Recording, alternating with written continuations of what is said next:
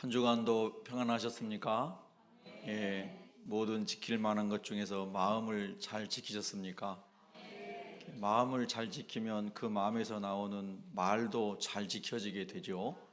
그래서 축복하는 말을 하게 되고, 섬기는 말을 하게 되고, 순종하는 말을 하게 되고, 우리가 예수님을 잘 믿는다고 하는 것 속에는 순종을 잘한다는 의미가 들어있고요. 종으로 살겠습니다 하는 게 들어있습니다. 예수님 잘 믿으시기 바랍니다. 오늘 고난 중에 올리는 찬양과 간구라는 주제로 다윗의 간증을 우리가 한번 말씀 속에서 들어보기를 원합니다. 다윗이 간증한다 이렇게 생각하고 34편의 몇 구절들을 우리가 묵상하면서 다윗의 마음속에 우리가 들어가 보고, 그리고 다윗이 승리한 승리의 비밀을 우리가 같이 공유할 수 있다면 참 놀라운 은혜의 시간이 되겠다, 그런 생각이 듭니다. 시편 34편에 위에 붙어있는 제목은 다윗이 아비멜렉 앞에서 미친 채 하다가 쫓겨나서 지은 시, 이렇게 되어 있습니다. 호수공원에 앉아가지고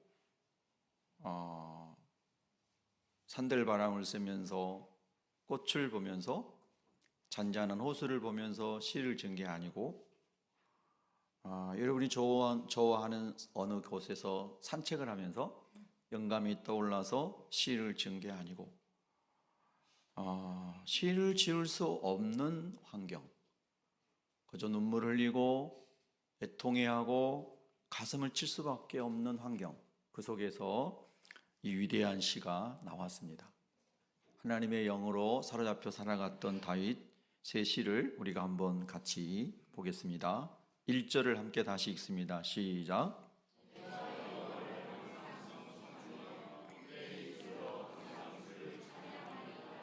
1절에서 우리가 주목할 수 있는 것은 항상이라고 하는 반복된 단어입니다.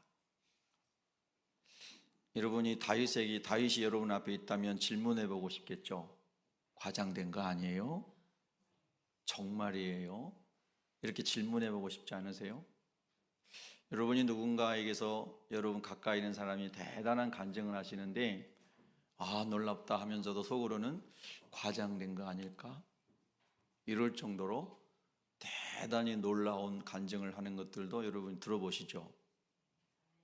또 혹시 우리가 누군가에게 간증할 때에 하나님, 내 간증이 과장되지 않게 해주세요. 할렐루야. 그런 마음으로 또 우리가 겸비하고 간증을 해야 되겠죠. 근데 다윗의 이 말씀은 하나님의 감동으로 기록되었기 때문에 과장되거나 위선되거나 그렇지 않다고 믿습니다. 그러니까 항상 송축했습니다. 항상 주를 찬양하리이다. 이 말씀은 정말 놀라운 말씀이라고 하는 거죠. 우리가 지금까지 예수를 그리스도로 믿고 새로운 삶을 시작한 이후에 어느 정도 우리는 항상 하나님을 찬송하면서 감사하면서 살아왔을까를 우리를 돌아보게 하는 구절이라고 하는 거죠. 성경을 보면 항상 송축하며, 이 말은 어느 때부터 지금까지 계속해서 진행되어 온 현재 완료형이죠. 계속해서 여기까지 지금까지 송축해 왔습니다. 그리고 항상 주를 찬양하리이다, 이 말은 미래형이죠. 앞으로도 계속해서 찬양할 것입니다. 다른 말로 하면 과거와 현재와 미래가 나는 다 하나님을 찬양하는 것으로 내 인생이 다 하나님께 드려지기를 원합니다. 어때요, 여러분? 어떠십니까? 그런 하나님을 만난 다윗은 얼마나 행복할까요? 다윗이 믿는 하나님과 우리가 믿는 하나님이 같은 분이시죠? 하나님은 같은 분이신데 믿는 사람들은 너무나 다르다고 하는 거죠. 이 다윗의 말씀을 우리가 묵상하면서 하나님, 다윗이 누렸던 하나님 안에 이 놀라운 축복을 저도 누리기를 원합니다. 그런 사모함이 있기를 원합니다. 2절로 넘어갑니다. 내 영혼이 여호와를 자랑하리니 곤고한 자들이 이를 듣고 기뻐하리로다. 자, 여러분 하나님을 자랑 많이 해보셨죠? 어떨 때 주로 자랑하셨어요? 하나님을 막 자랑할 때, 내가 예수 믿었더니 우리 아들이 잘 됐어요, 우리 딸이 잘 됐어요, 이럴 때 자랑했죠? 하나님의 은혜입니다 이렇게 자랑했죠?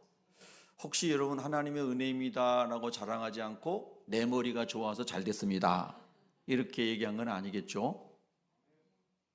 그런 사람도 2명 있는 것 같습니다. 즉시 회개하면 됩니다. 할렐루야. 하나님이 우리 머리도 하나님이 주신 거잖아요. 아멘이시죠? 우리가 좋은 일 있을 때, 예수 믿었더니 이렇게 좋은 일이 있었어요 할 때 하나님을 자랑하는 것은 너무나 당연한 거예요. 그때도 하나님을 자랑하지 않으면 정말 아닌 거죠. 근데 오늘 다윗의 하나님의 자랑은 가장 극한 환난 가운데서 여호와를 자랑한다는 거잖아요. 이제 아멘이 줄어들어 버렸잖아요. 정말로 가능할까? 또 우리가 질문하는 거예요. 권사님, 신앙생활 60년 하셨는데요, 저 아직 5년밖에 못 해서 많은 경험 없거든요. 60년, 70년 신앙생활 하신 권사님, 정말 다윗의 이 고백은 사실일까요? 라고 질문을 하면 잘 모르겠어요 하는 사람도 있을 거예요. 왜냐하면 나는 다윗 같은 고통을 당해본 적 없거든요. 아마 그게 솔직한 대답일 거예요. 그냥 너무나 쉽게 내가 다 알아요, 이거는 좀 과한 대답이 아닐까. 나도 잘 모르겠어요. 다윗과 같은 환난을 저는 당해본 적 없거든요. 그런데 제가 당한 고난 속에서는 이런 하나님의 은혜를 조금이라도 간증할 수 있을 것 같아요. 아멘. 아마 그렇게 대답하지 않을까 싶습니다. 다윗의 도망자의 삶은 대략 학자들의 견해에 의하면 대략 10년 정도 됩니다. 10년. 10대 후반에서부터 20대 후반까지 건 10년 이상을 다윗은 인생의 황금기를 도망자로 살았습니다. 근데 다윗이 도망 다녔던 이유는 그의 잘못이 하나도 없었다는 것입니다. 이것이 중요합니다. 다윗은 그런 고난을 받아야 할 악한 일을 한 것이 하나도 없었습니다. 여러분이 잘 아시는 것처럼 나라를 풍전등화의 위기에서 하나님을 신뢰함으로 나아가 골리앗을 죽이고 블레셋의 침략으로부터 나라를 이순신 장군처럼 건져낸 사람입니다. 할렐루야. 근데 여러분, 다윗의 고난은 표면적으로는 사울에게서 찾아왔지만 더 깊이 들어가면 하나님이 다윗을 왕으로 준비시키는, 왕의 자격을 갖추게 하는 훈련의 과정이다. 동의하시나요? 요셉의 고난처럼 다윗도 그 과정을 거치면서 왕이 가져야 할 품격과 인내와 사람을 포용하는 포용력과 원수들을 사랑하며 섬길 수 있는 리더십을 다윗이 함양했다고 말할 수 있는 거죠. 거저되는 건 없습니다. 할렐루야. 그래서 다윗의 이야기를 보면 다윗은 20세가 안 됐기 때문에 전쟁에 나갈 수 없었어요. 블레셋과의 전쟁이 있었을 때 다윗의 형 3명은 20세 이상 사람들이, 남자들이 전쟁에 나갔기 때문에 다윗은 전쟁터에 못 나갔어요.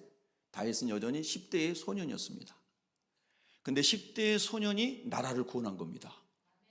하나님이 함께 하셨기 때문이죠. 우리 주일 학생들이, 청소년부 학생들이 성령의 감동을 받으면 교회를 세우고 나라를 세우고 열방을 변화시키는 놀라운 하나님의 사람이 될 수 있는 것이죠. 요셉처럼, 다니엘처럼, 다윗처럼요. 아멘이시죠? 하나님의 영을 받고 성령의 감동을 따라 살아가는 사람에 의해서 역사는 하나님이 원하신 대로 만들어져 간다는 겁니다.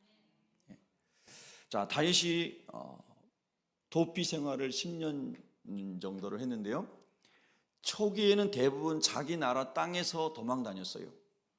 다윗이 목동으로서 양떼를 몰고 다니면서 어디에 골짜기가 있고 어디에 동굴이 있고 어디로 피신하면 좋고 이런 지리를 잘 아는 사람입니다.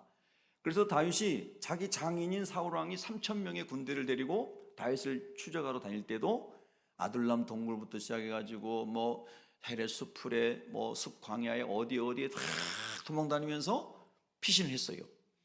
그런데 그 나라에서는 더 이상 피신할 수 없을 정도로 막다른 골목에 이른 겁니다. 그래서 적국인 원수의 나라인 블레셋 지역의 이 지역인 가드라고 하는 지역에 가서 아기스 왕에게 그리고 아비멜렉 왕에게 몸을 의탁하는 거예요. 다윗이 블레셋에 피한 것은 두 번이에요. 첫 번째 한 번 갔었고 나중에 또 피신을 하게 돼요. 그런데 여러분이 아시는 것처럼 사무엘상 19장부터 쭉 22장, 23장에 다윗의 도피 이야기가 나오잖아요. 원수의 나라에 갔을 때 사람들이 다윗을 알아보면 죽이겠죠. 그러니까 미치광이 형세를 하고 살았다는 거예요. 미친 사람 행세를 하고 얼굴에 막 침을 바르고 정말 미치광이처럼 다니니까 저거 미친 사람인데 내버려둬 이렇게 될 정도로 처음에 다윗이 피신할 때는 그런 마음으로 이제 살았어요. 여러분, 자 한번 봐보세요. 사람의 생각에서는, 사람의 표면적인 의미에서는 자기 장인 사울 왕의 시기로 인생이 곤두박질 친 겁니다. 곤두박질 친 거예요. 다윗이 이기고 돌아왔을 때 여인들이 나와서 사울은 천천히요 다윗은 만만히로다. 성경을 잘 알아서 감사합니다. 다시 한번 해볼까요? 사울은 천천히요 다윗은 만만히로다. 적어도 사울보다 훨씬 사실을 그대로 말한 거예요. 여인들이 사실 그대로 말한 겁니다. 근데 여러분은 사실 그대로만 말하지 말고 지혜롭게 말하시기 바랍니다. 아멘. 옆에 실족하거나 믿음이 연약한 사람이 있으면은 사실 그대로 말하지 말고 지혜롭게 말하세요. 항상 사실을 말하는 게 항상 좋은 건 아니에요. 이 말을 깨달으려면 많은 인생의 훈련이 필요할 겁니다. 제가 이 말씀 드리는 핵심은 사람을 살리는 데 방점이 있다는 뜻입니다. 할렐루야. 어쨌든 이 여인들은 기뻐서 막 그렇게 얘기한 거예요. 여인들이 잘못한 건 아니에요. 그때는. 그런데 그때의 마음에 가장 강력한 시기와 질투의 영이 임한 사람이 누구예요? 사울 왕입니다. 인간사도 그렇잖아요. 내가 이런 리더십을 할 때는 잘했을 때 칭찬해주면 너무 좋은데 다른 사람이 리더십을 했을 때 박수치면 속이 시린 거예요. 여러분은 그런 사람 아무도 없어서 감사합니다. 제가 다 경험해 본 겁니다. 내가 저 사람보다 더 열심히 했는데 그럼 나한테 더 박수를 쳐줘야 되는데 저 사람은 엉터리인데 저 사람한테 박수를 쳐주는 것 같아요. 그러면 속으로 마음이 좀 아파요. 정의롭지 못하다 이런 생각이 드는 거예요. 그렇지만 그런 걸 표현하거나 싸워본 적은 없어요. 사람마다 스쳐갈 수는 있잖아요. 근데 둥지를 틀면 안 되겠죠. 할렐루야. 사울은 스쳐가는 생각이 아니고 둥지를 트는 정도가 아니고 어떻게 해서든지 자기 사위인 다윗을 죽여야만 속이 후련해지는 사람같이 악한 영이 임한 겁니다. 여러분 보세요. 사울이 왕으로 옹립될 때에 하나님의 영에 감동됐죠.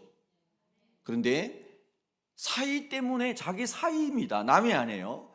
자기 사위가 잘 되는 꼴을 못 보는 거예요. 누가요? 저는 나중에 우리 딸이 결혼해가지고 사위가 잘 되면 막 너무 좋을 것 같은데.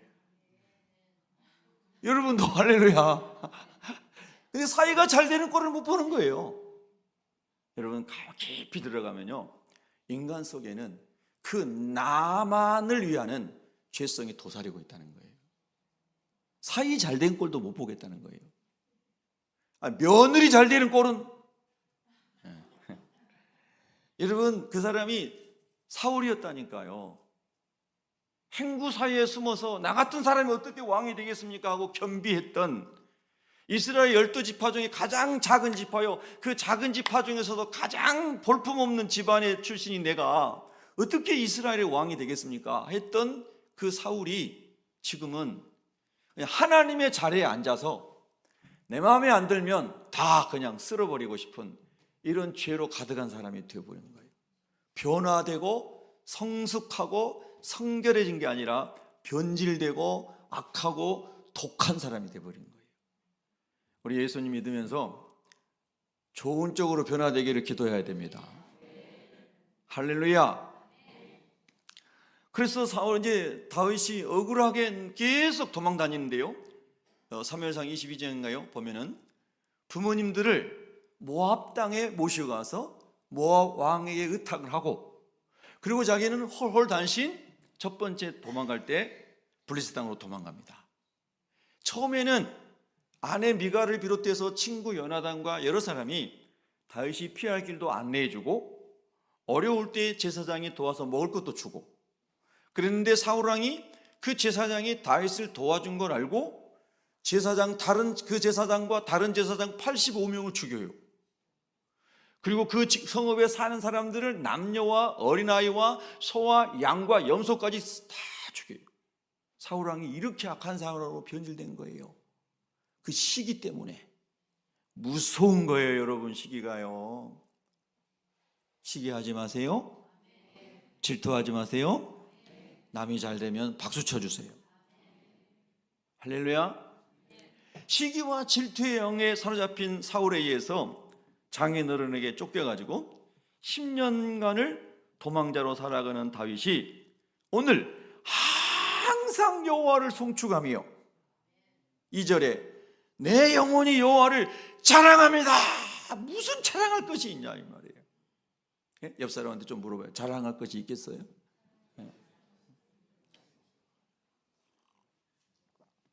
여러분, 셀 모임 할 때요, 목장 모임 할 때요, 신앙 안에서 교제할 때 정말 진실하게 사실적인 것들을 물어보고 겸손하게 성령 안에서 대답하는 것을 자꾸 해보세요. 그러면 삶의 변화가 일어납니다. 말씀이 정말 살아있는 기준이 돼서, 말씀이 정말 우리를 살리는 표준이 돼서 우리 가운데 그리스도 예수 이름으로 모인 사람들 가운데 들어와서 역사하면 그 사람은, 그 공동체는, 그 모임은 변화되게 되어 있는 거죠. 생명을 얻게 되어 있죠. 할렐루야. 그래서 다윗은 이런 상황 속에서 모든 그 고통스러운 상황을 초월하고, 억울한 상황을 초월하고, 외로운 상황을 초월하고, 초기에는 그 땅에 있을 때는 자기를 피할 길도 열어주고 또 위로도 해주고 이런 사람이 있었지만은 블레셋 땅에 도망갔을 때는 홀로 이제 하나님만 바라보고, 그전에도 그랬지만 하나님 없이는 못 사는 거예요. 여러분 홀로 아무도 여러분의 마음을 들어주지 않고, 이야기를 들어주지 않고, 여러분 힘들면 여러분 편 만들려고 이 사람한테 얘기하고 저 사람한테 막 얘기하고 이런 거 옛날에 다 해봤잖아. 옛날에. 지금은 안 할지 모르지만 옛날에도 안 해봤군요. 예? 저 사람은 내 마음 알아줄 거야. 저 사람한테 하소연하고 이 사람한테 하소연하고 그래가지고 이 사람이라도 내 마음을 알아주면 내가 조금 속이 후련할 것 같아. 그러면서 자기 편 만들게 하고.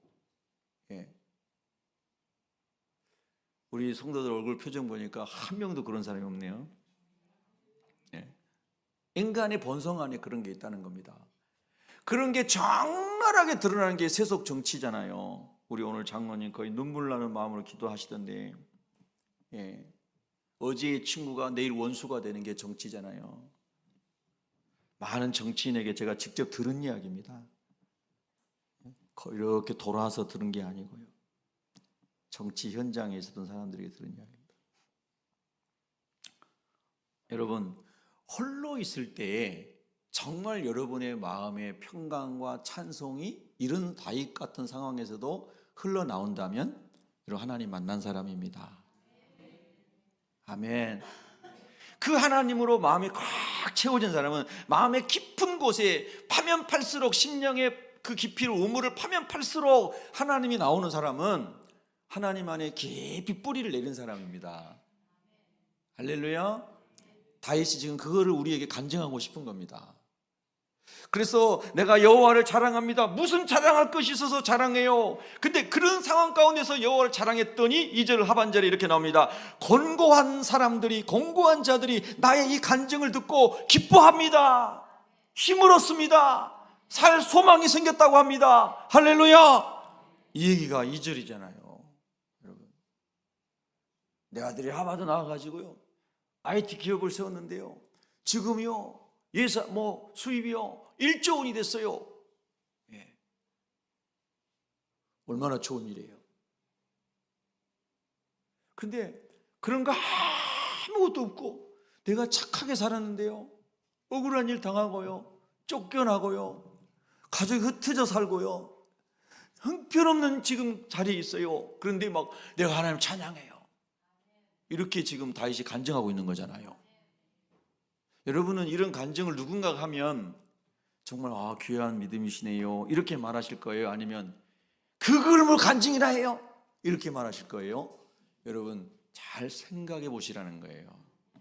신앙이 무엇인지를, 하나님을 만났다고 하는 게 무엇인지를 깊이 생각해 보시라는 거예요. 아멘. 여러분, 이런 귀한 말씀 다윗이 간증한 이 엄청난 신앙 고백 속에서 우리의 믿음이 예스라고 말할 수 있고, 나도 그렇게 하나님을 만나기 원합니다 이렇게 말할 수 있고, 나도 그런 믿음 안에 살기를 원합니다, 이런 심령의 막 영적 분수가 터지기를 원합니다. 할렐루야.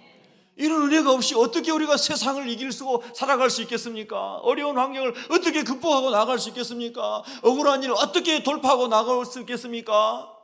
여러분, 하나님 다윗처럼 내가 하나님을 깊이 만나기를 원합니다. 오늘 우리 샬롬 찬양 때 찬양한 것처럼 정말 목마름을 가지고 사모함을 가지고 여호와를 찾고 갈망하고 누리기를 원합니다. 야, 어쩜 하나님 이렇게 찬양의 주제도 딱 오늘 본문하고 또 하나님이 맞게 해주셨는지, 저는 너무 은혜가 돼요. 신비로워요. 할렐루야.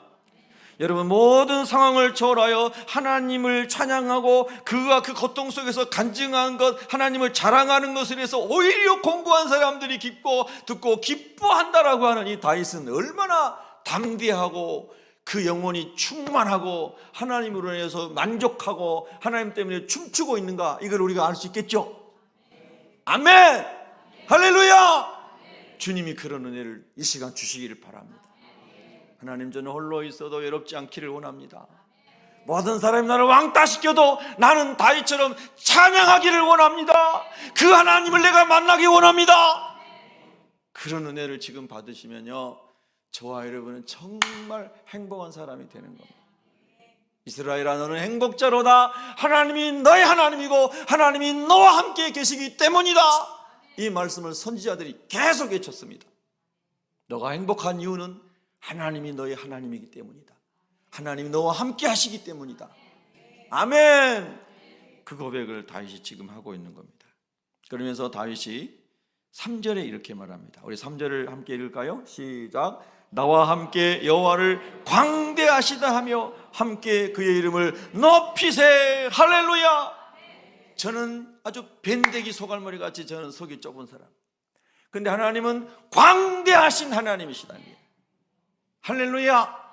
어제 우리 제3여전도에서 강화도에서 다리 건너서 가는 무슨 섬에 갔어요. 제가 이렇게 지금 기억력이, 어제 갔다 온데도 기억이 안 나요. 강화도 지나서 다리 건너서 교동도, 권사님 감사합니다. 권사님 저보다 훨씬 기억력이 좋으시네요. 교동도에 갔어요. 교동도에 갔더니 밴댕이를 판단을 해. 밴댕이 철이라는 거예요. 7월달, 5월달, 6월달인가. 너무 사람이 많아가지고 못 먹었어요, 밴댕이를. 밴댕이 소갈머리가 맛있기도 하지만 소갈머리가 크죠? 넓죠? 광대하죠? 소갈머리가 요만해, 좁쌀만 해가지고 자기하고 요만큼만 생각하면 빽 돌아서가지고 그러고 하여튼 저 연기할 뻔했어요. 저 지금 연극할 뻔했어요. 좀만 속이 다르면 하고 그냥 바늘로 쑤시고 막. 아유, 정말. 그 사람이 누구예요? 나예요. 나 뭐 남 쳐다보고 있어요. 나예요. 그러니까 하나님은 모든 어려움을 통해서 우리의 마음을 광대하신 하나님을 담도록 넓혀주시는 거예요. 할렐루야. 세모난 사람도, 덩그러한 사람도, 네모난 사람도, 팔각형인 사람도, 육각형인 사람도 다 품을 수 있는 아버지의 마음을 우리에게 가르쳐주시는 거예요. 그 사랑이, 넓은 하나님의 사랑이 우리 안에 파도처럼 밀려오면, 그러면 저와 여러분이 자유한 사람이 되는 거예요. 품이 작기 때문에 힘든 거예요. 아버지의 마음이 없기 때문에 힘든 거예요. 아멘. 네 탓이야는 표면적인 것이고 내가 아버지의 마음이 없기 때문에 힘든 거예요. 이 말을 한 사람이 누구냐면요, 무디 목사님이에요. 신문 기자들이 가가지고 무디 목사님 제일 힘들게 한 사람 누구예요? 막 기자들은 꼭 그렇게 질문하잖아요. 그래서 이제 부정적인 대답 나오게끔 하려고. 그러면은 누구겠다 막 미리 다 기사도 써놓고 질문할지도 몰라요. 근데 무디 목사님 뭐라고 그랬어요? 네, 나를 제일 힘들게 한 사람은 나 자신입니다 그랬어요. 여러분, 정말 놀라운 비밀이에요. 저는 우리 예배하는 성도님들이 이 엄청난 신화의 깊이를 성령으로 다 깨달았으면 좋겠어요. 그리고 그 세계에 들어가도록 기도했으면 좋겠어요. 그래서 이제 오늘 다윗이 그래서 그 다음에 4절이 나오는 겁니다. 자, 우리 4절 한번 읽어봅니다. 시작. 내가 여호와께 간구하매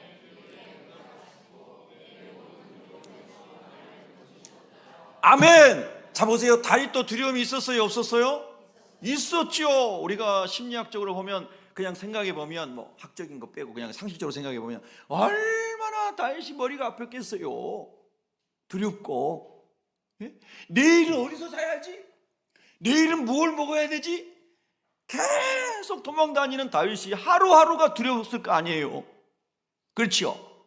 이렇게 너무 힘들면 우리 예수 믿는 사람이 뭐라고 기도해요? 하나님 빨리 데려가 주세요. 이렇게 기도하죠. 그렇게 기도는 안 할지라도 그런 넋두리 하죠. 하나님 오늘 빨리 데려가 주세요. 저 이런 말씀 많이 들었거든요. 많이 들었어요. 다윗이 심리적으로 그랬을 거라는 거예요. 하나님, 나 이제 인생 막 펼쳐져야 되는 10대 20대 초반인데 내가 이렇게 살아야 되겠어요? 내 친구들 다 지금 도서관에서 공부하고 있고요, 학원 다니고 있고요, 지금 막 세상에서 막 뭔가 해보려고 막 뜻을 세우고 열심히 살아가고 있는데요, 나는 지금 말이죠 도망자예요. 하나님, 왜 나를 이 땅에 보내주신 거예요? 왜 남의 집에, 우리 아버지 집에 막둥이로 보내가지고 형들도 나 막 미워하고 막 어려운 일을 밤에 양지키라고 혼자 산에다 놔두고 자기들 다 집에 가서 자고 막 전쟁터에 심부름 갔더니 또 막 못된 놈이라고 꾸짖고, 왜 이런 못된 형들만 나한테 다 주시고 나라를 하나님의 은혜로 막 하나님이 나라를 나를 통해서 건져줬더니 나가 막 쫓기는 사람이 되고, 하나님 왜 나를 이 세상에 보내주신 거예요? 예? 예? 막 그러면서 다윗이 울었을 것 같아요.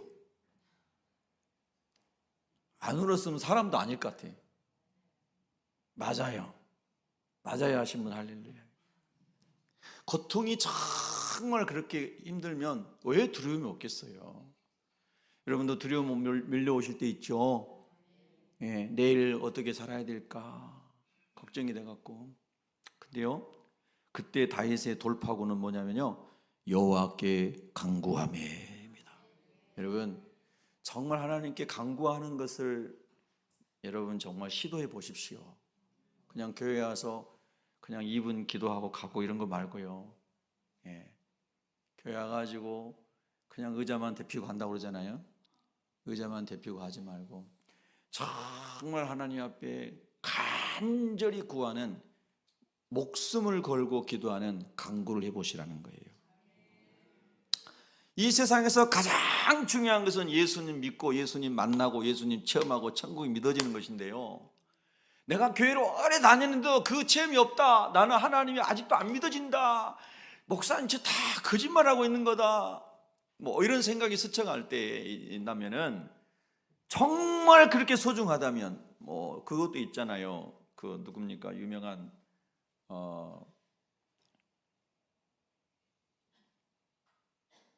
영혼의 빈 공터가, 그 빈 공허함이 있는데 그 채워진 것은 하나님만 채워진다고 한 파스칼, 파스칼이라는 사람이 그런 얘기 했잖아요. 하나님 계신가 안 계신가 50대 50. 계신다고 하면 믿어야 된다. 하나님이 안 계신다고 하면 안 믿겠죠.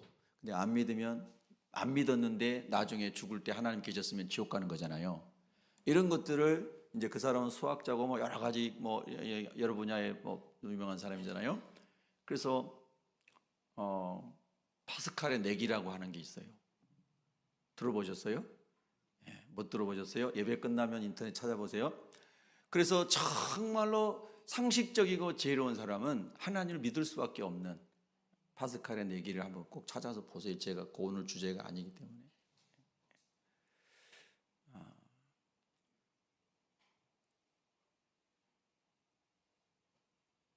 가장 중요한 질문이 죽음과 영혼에 관한, 천국에 관한 질문, 지옥에 관한 질문이기 때문에 정말 하나님을 만나기를 원하고 소원하는 사람은 오늘 다윗처럼 간구가 필요하다는 겁니다.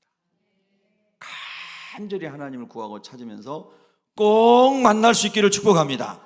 그 하나님을 만나고 성령을 체험하게 되면 내 모든 두려움에서 나를 건지실 것을 체험하게 되는 겁니다. 아멘. 그 하나님이 진짜 나의 하나님으로 만나지고 성령을 체험하게 되면 이 모든 인생의 두려움에서, 수렁에서, 억울함에서, 한맺힘에서 내 영혼을 하나님이 자유케 하신다는 것을 체험하게 돼요. 할렐루야. 사탄의 올무에서 벗어나고 다윗이 그 간증을 하고 있는 겁니다.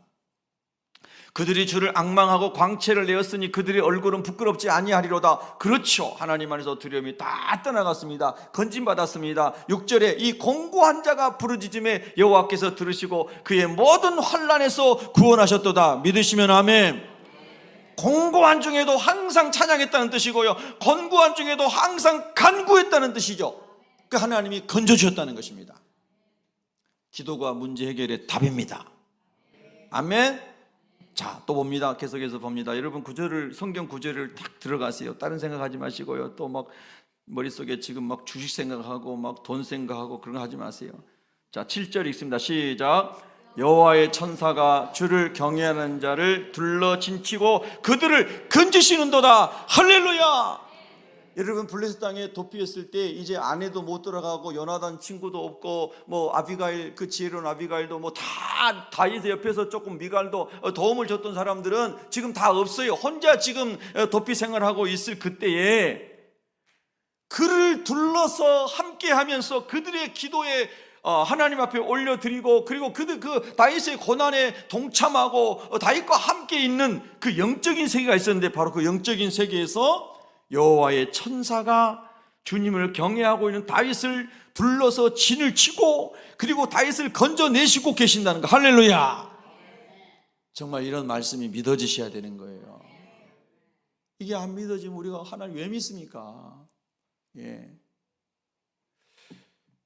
정말 여러분이, 제가 너무 간증을 자주 해서 이제 실증 나가지고 그만하세요 막 그럴 것 같은데요, 진짜 그 지하실 개척 시절에 성도 한 명도 없는데 새벽기도 하는데 2시간 반 신문 배달하고 2시간 반에서 3시간 신문 배달하고 새벽에 와가지고 땀으로 범벅이 돼가지고 새벽 예배 혼자 드리는데 성도 한 명도 없어요. 근데 지금보다 5배, 6배 막 웅변하듯이 설교했거든요. 5시 1부, 6시 2부. 딱 미친 사람이잖아요. 아무도 없는데. 그래서 제가 일부 예배 때 그랬어요. 일부 예배 때 찬양 인도하시는 우리 권사님들이 3분이 찬양 인도하시는데 한 명도 없어도 할렐루야 영광스럽게 찬양할 수 있어야 됩니다. 그래서 한 명도 없어도, 회중이 한 명도 없어도 아멘 해주고 호응해주는 사람이 한 명도 없어도 춤추며 찬양하고 영광스럽게 말씀을 선포하고 하나님 나라에 살아갈 수 있어야 됩니다. 그때 저는 천사가 3,000명 와 있는 걸로 생각하고 설교했다고 그랬죠. 천사가 3,000명 와 있는 걸로. 그러니까 오늘도 제가 일찍 와가지고, 제가 항상 교회 1번으로 와가지고 이렇게 쭉 동네 돌아보고 한 명 누구 오시는구나 하면서 맨 처음에 성도 한 명도 없었을 때를 생각해요. 한 명 한 명 오시면 얼마나 귀한지 몰라요. 할렐루야. 너무너무 귀해. 옆 사람에 인사하겠습니다. 귀하신 분입니다. 할렐루야. 그때 성령이 제 안에 충만하니까요, 막 천사가 3,000명 있다고 믿어지니까 막 얼마나 힘이 나고 막 혼자 웅변하듯이 설교하고 꼭 미친 사람이에요. 시간이 지나가지고요, 여기 우리 이웃교회 장로님이신데요. 이제 한 80 넘으셨을 거예요. 그분이 언젠가 나중에 이제 저를 알게 돼 갖고 그 말씀을 하시더라고요. 사실은 목사님이요, 제가 목사님에게 새벽 기도회요 한번 가본 적이 있거든요. 그래요. 그런데 아무도 없어가지고 그 다음부터 안 갔대. 그러니까는 야, 그때 언제 한번 저분이 오셨다 가셨구나 이런 생각이 이제 드는 거예요. 근데 뭐 다른 교회 장로님이시니까 우리 교회 오실 일이 없죠. 근데 이제 우리 교회 여기 저기 왔다고 오셨었나 보죠. 여러분, 이 놀라운 은혜 속에 들어갈 수 있기를 기도하십시다. 자, 또 그다음에요 8절에 보면 이런 말씀이 있어요. 8절 9절 두 절이 있습니다. 시작. 너희는 여호와의 선하심을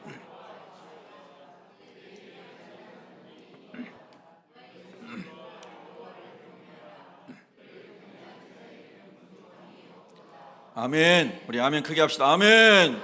자, 아멘 할 때 마귀가 깜짝 놀라가지고 7길로 도망갈지어다. 할렐루야. 아멘 할 때 질병이 치료될지어다. 아멘 할 때 마음의 모든 묶인 것이 풀어질지어다. 아멘 하면서 그냥 쫙 파쇄돼 나가야 되는 거예요. 우울한 게 쫙 터져 나가 버리고 사람 미워하는 미움의 영이 싹 사라져 버리고. 할렐루야. 아멘은 능력이 있습니다. 그래서 아멘 아멘 하셔야 돼요. 제가 군대에서 목회하고 은퇴하신 목사님 전도하면서 매주 만나면은 제가 그 목사님하고 인사할 때는 충성 이렇게 인사를 합니다. 깜짝 놀라요. 그분은 평생 군대에서 목회했으니까요. 잘 통하죠. 장신호 탁 이렇게 받는 거예요. 아멘 하면은 마귀가 떠나가야 된다. 예수 믿는 사람은 할렐루야 아멘 하면 마귀가 떠나가야 된다. 자, 오른손 들고 한번 할렐루야 아멘. 이게 좀 살아난 것 같아요 지금. 이게 막 아멘 아멘 해야 돼. 다윗이 그런 삶을 지금 간증하고 있는 것입니다. 모든 두려움에서 건져주셨는데 천사가 주를 경외하는 나를 둘러치고 있는 것을 믿었고 하나님은 언제나 선하신 분임을 나는 알았습니다. 8절에 너희는 여호와의 선하심을 맛보아 알지어다. 맛본다는 건 탐, 알지어다는 야다 히브리어로. 근데 아시는 바와 같이, 여러분 많이 들으신 바와 같이 안다는 말은 경험적, 체험적 알을 말하는 야다라는 히브리어입니다. 체험적 암. 여러분 하나님을 만나시기를 축복합니다. 하나님을 체험하시기를 축복합니다. 그럼 누가 뭐라고 논리적으로 이상한 사상으로 온갖 말로 미혹해도 하나님을 체험한 사람은 절대 넘어지지 않습니다. 무너지지 않습니다. 할렐루야. 잠시 낙심할 수는 있으나 다시 주님께로 서 있게 됩니다. 그래서 말씀하고 있는 겁니다. 하나님의 선하심을 맛보아 알지어다. 여러분 하나님의 선하심을 맛보아 알기를 바랍니다. 하나님의 선하심, 하나님 언제나 선하십니다. 예전에 한번 그 영화, 미국에서 나온 영화 있잖아요. 제목이 뭐죠? 하나님은 신은 죽지 않았다 그건가요? 거기 보면은 어떤 이제 학생이 선생님이 교수님이 진화론 얘기하고 하나님 없다고 막 그런 얘기할 때 하나님 살아계신다고 막 말씀으로 막 얘기하고 그러면 애가 막 왕따당하고, 그럼 목사님 찾아오면 목사님이 설명해주고 상담해주고 막 그러는데 나중에 그 목사님도 총 맞아 죽지 않습니까? 그 흑인 목사님 나중에 죽잖아요. 보신 분 아무도 안 계시나 봐요. 죽으면서 그 흑인 목사님이 이렇게 고백하죠. 하나님은 선하십니다. God is good. 하나님은 선하십니다. 그리고 죽어요. 너무나 평안하게 죽어요. 마치 스데반 집사님을 보는 것 같아요. 여러분, 계속해서 하나님을 대적하는 진화론자들과 하나님을 대적하는 잘못된 사상에 붙잡힌 사람들이 하나님 말씀대로 살아가는 사람을 핍박하고 학점 안 주고 왕따시키고 소외시키고 막 이렇게 하는데 하나님의 사람들이 믿음을 지키면서 고난을 당하는 거예요. 그리고 그것을 상담해주고 계속해서 도와주는 목사님이 총 맞아 죽는 거예요. 근데 죽으면서도 여전히 하나님은 선하십니다. 그게 맞아 울림이 있죠. 하나님은 그래도 선하십니다. 여러분, 생명까지도 내가 살아계신 하나님을 체험하게 될 때 생명까지도 하나님의 주권과 섭리에 위탁할 수 있는 평안과 믿음이 하나님으로부터 부어진다는 뜻입니다. 할렐루야. 다윗이 지금 그런 것을 체험하고 그 고백을 하고 있는 것이죠. 너희 성도들아 여호와를 경외하라. 그를 경외하는 자에게는 그러므로 말미암아 부족함이 없다. 그렇게 하나님을 경외하고 하나님의 선하심을 믿어봐라. 그러면 여러분 안에 진짜 깊은 평안이 옵니다. 소망이 있습니다. 하나님이 구원해 주십니다. 하나님 사용해 주십니다. 이렇게 간증하고 있는 거예요. 다윗이, 놀라운 인생을 살았던 다윗이 이렇게 간증하고 있는 겁니다. 여러분, 그 은혜 함께 누리기를 원하시나요? 정말 감사해요. 이렇게 말씀을 읽으면 얼마나 힘이 나는지 모르겠어요. 19절 20절에 보면, 자 19절 봅니다. 19절 20절 19절을 읽습니다. 19절 시작. 의인은 고난이 많으나 여호와께서 그의 모든 고난에서 건지시는도다. 할렐루야. 그의 모든 뼈를 보호하시며 그 중에서 하나도 뻗기지 아니해서, 이거 예수님에 대한 또 예언입니다. 그런데 19절에 보면 의인은, 하나님의 백성은, 오늘 그리스도인은 고난이 많으나, 왜 고난이 많을까요? 예수 믿는데 하나님이 주시는 가치관, 하나님 주시는 생명관, 하나님 주시는 거룩, 하나님 주시는 공의, 하나님 주시는 사랑과 긍휼, 하나님의 말씀을 따라 살아가려고 하니 하나님 말씀대로 살기 싫어하는 사람들이 이 세상에 많고, 그런 시스템이 많고, 그런 조직이 많고, 그런 세상의 풍류가 많으니 하나님의 말씀대로 살아가려고 하는 의인은 고난이 많겠죠. 아멘. 고난이 많겠죠. 그리고 하나님께서 하나님의 사람으로 다윗을 왕으로 이미 기름 부으시고, 사무엘을 통해서 기름 부으시고 왕을 삼아야 되는데, 다윗은 10대의 홍한 소년입니다. 이 10대의 홍한 소년이 세상의 물정도 모르고 정치, 경제, 사회, 문화, 세상의 조직도 모르고 왕이 어떻게 하는지 잘 모르는데 하나님이 다윗을 고난 속에 몰아넣으면서 10년 동안, 마치 요셉을 하나님이 13년 동안 훈련시킨 것처럼 다윗을 10년 동안 수많은 어려움 속에서 오래 참는 것을 가르치세요. 그리고 수많은 종류의 사람들을 통해서 인간관계 속에서 하나님의 마음으로 어떻게 그가 리더십을 키워가는지를 가르쳐주는 거죠. 그냥 되는 건 없습니다. 훈련으로 됩니다. 아멘, 할렐루야. 그래서 모세도 40년, 요셉은 13년, 다윗은 10년 계속해서 무지막지한 훈련을 받으면서 다윗이 하나님의 마음을 갖는 사람으로 마음의 폭이 넓어지기 시작하는 거죠. 할렐루야. 저와 여러분이 하나님께 쓰임받기 위한 좋은 그릇이 되려면요, 마음이 넓어져야 돼요. 아버지의 마음을 구해야 됩니다. 그릇이 커져야 됩니다. 다윗은 그래서 의인으로서 하나님의 뜻 가운데, 섭리 가운데 고난을 받고 있습니다. 지금 여러분 이해할 수 없는 고난이 찾아오셨을 때 깊이 생각해 보시고 은혜 가운데 마음을 지키시기 바랍니다. 또 내가 잘못하고 내가 실수해서 찾아온 고난도 다 그건 부정하고 좋은 쪽으로만 해석하지 마세요. 내가 잘못하고 내가 실수하고 내가 죄지어서 온 고난은 회개하셔야 돼요. 할렐루야. 자기 합리화하면 안 됩니다. 철저하게 회개하고 하나님의 은혜를 구해야 됩니다.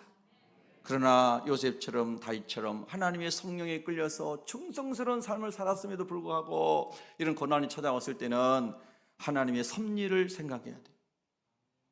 그리고 하나님 나의 그릇을 더 키우기를 원하시는 깊은 뜻을 헤아릴 수 있어야 될 줄로 믿습니다. 얼마나 이 과정이 힘든데요, 그러나 이 과정을 잘 통과하면 하나님이 쓰시는 좋은 그릇이 되는 거죠.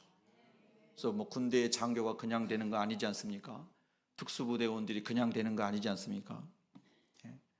더 힘든 과정을 통과해야 되는 거죠. 야고보서 1장 2절부터 4절에 보면 내 형제들아 너희가 여러 가지 시험을 당하거든 온전히 기쁘게 여기라. 잠시 기뻐할 수는 있지만 어떻게 온전히 완벽하게 100% 기뻐할 수 있습니까? 저는 이런 구절을 읽을 때마다 꼭 이 질문을 하게 돼요. 하나님, 잠깐은 기뻐할 수 있겠어요? 이렇게 예배 드릴 때, 합심 기도할 때, 막 찬양할 때. 근데 이 모임에서 나가서 홀로 있을 때, 여전히 불화살이 날아올 때, 공격 화살이 날아올 때, 이때도 온전히 기쁘게 여길 수 있겠는가? 이것이 우리의 신앙의 여정의 질문이에요. 질문. 할렐루야. 우리 한번 따라합니다. 온전히 기쁘게 여기게 하옵소서. 할렐루야. 이는 너의 믿음의 시련이라고 했잖아요. 믿음을 훈련시키는 거라는 거예요. 믿음의 연단이, 믿음의 단련이, 믿음의 시련이, 믿음의 훈련이, 이런 말이라는 거죠. 믿음이 커지도록, 믿음이 깊어지도록, 믿음이 넓어지도록, 하나님의 그 놀라운 하나님의 마음 안에 들어가도록. 아멘. 너희로 온전하고 구비하여 조금도 부족함이 없게 하려 함이라. 온전하고 구비하여. 산상수훈의 마태복음 5장의 마지막 구절이 48절이잖아요. 너희 아버지 온전하신 것 같이 너희도 온전하라. 우리가 다시 오실 주님을 만날 때 우리가 거룩한 신부로 준비되어서 주님 만나야 됩니다. 그 온전해지는 거예요. 영과 혼과 몸이 점과 흠과 티가 없이 거룩하게 온전하게 보존되기를 원하시는 거예요. 믿으시면 아멘. 그래서 하나님께서 이런 믿음의 시련을 통하여 인내를 만들어내는 줄 너희가 알미라. 인내를 온전히 이루라. 이는 너희로 온전하고 구비하여 조금도 부족함이 없게 하려 함이라. 저 이렇게 제가 변화되기를 원하고요, 일신우일신 매일처럼 제가 이렇게 주님을 닮아갔으면 좋겠습니다. 여러분도 그렇게 되시기를 원하세요? 어제 그 강화도에서 다리 건너서 교동도에 갔어요. 참 좋아요. 교동도에 갔더니 화계산이라는 산이 있는데 해발 269m더라고요. 그래서 걸어서 올라갔다가 걸어서 내려왔어요. 연세 있으신 분들은 뭐 모노레일인가 타고 올라갔다가 내려오시고 그러더라고요. 그래서 그 전망대에 올라갔더니 북한 땅이 평양하고 쫙 보여요. 그 다음에 서해 쪽에도 우리나라 섬들이 쫙 보여요. 거기서 우리가 하나님의 마음을 품고 기도해야 되겠죠? 예. 여러분도 들으셨으니까 한번 기도하시기 바랍니다. 그리고 이렇게 쭉쭉쭉쭉 하고 내려왔는데요, 연산군의 유배지가 있더라고요. 저 처음 알았어요. 연산군이 조선왕조 10대 왕인데요, 연산군이 어떤 왕이었는지는 다 들어보셨죠? 예. 연산군 유배지가 있는데요, 거기에 이렇게 다 이렇게 해놨더라고요. 집하고 그 다음에 역사 박물관 같이 해놨어요. 어떤 두 부부가, 저보다 연세가 좀 더 많아 보이는 부부가 거기 기념관 앞에 서가지고 부부가 실갱이가 붙었어요. 누가요? 부부가예요. 잘 들으세요. 부부가, 남이 아니고 부부가. 근데 왜 실갱이가 붙었느냐? 여기서, 여기 기념관이 좀 크게 해놨는데 여기서 지금 연산군이 유배했다고 아내가 빡빡 우기고 있는 거예요. 그랬더니 남편 하는 말이 여기가 아니고 저기라고 그러면서 우기고 있어요. 근데 너무 재밌는 게 뭐냐면요, 여기는 기념관이라고 간판이 이렇게 있어요. 자, 여러분 잘 들어보세요. 우리가 이런 삶을 우리도 살 수 있다는 거예요. 거기 간판이 요만큼 있는데도 빡빡 우기고 있는 거예요. 여러분 웃음이 나오죠? 근데 돌아보면 우리도 그런 일이 있었을 거예요.